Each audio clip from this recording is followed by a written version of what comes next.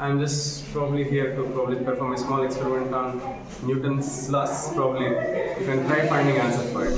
Now what am I going to do is, first, it's a very simple activity, probably like how you can probably raise question among people and question their understanding about Newton's laws and probably make them wonder how it works. Now what I'm going to do is I'm going to have two threads, one and thread 2, I'm sorry, and between which actually connect some mass. Now, you know, this is thread 1, T1, this is thread 2, T2, and there is some amount of tension in the thread 1. How? Because this has mass, then this would experience gravitational force, because of which there would be a force that is acting in downwards. That tension is acting on thread 1.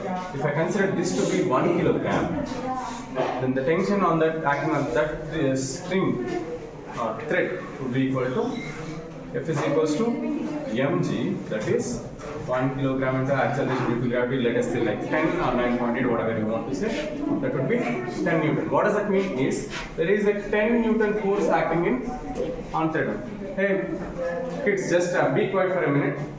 I am unable to make, but you can continue the video.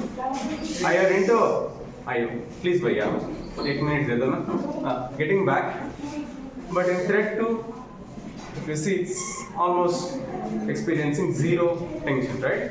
What does that mean is, let's say I apply some force on thread 2. What should happen?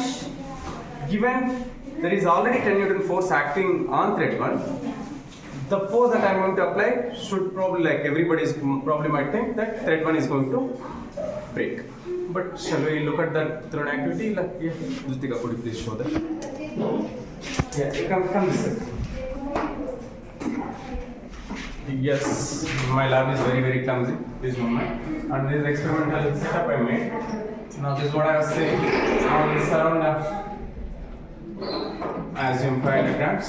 500 gram basically says 0.5 kg into acceleration due to gravity is 10 meters per second square. So force acting would be 5 newtons force acting on this particular thread, and this particular thread is like almost just hanging in the air. Now if I apply some force, what does that mean?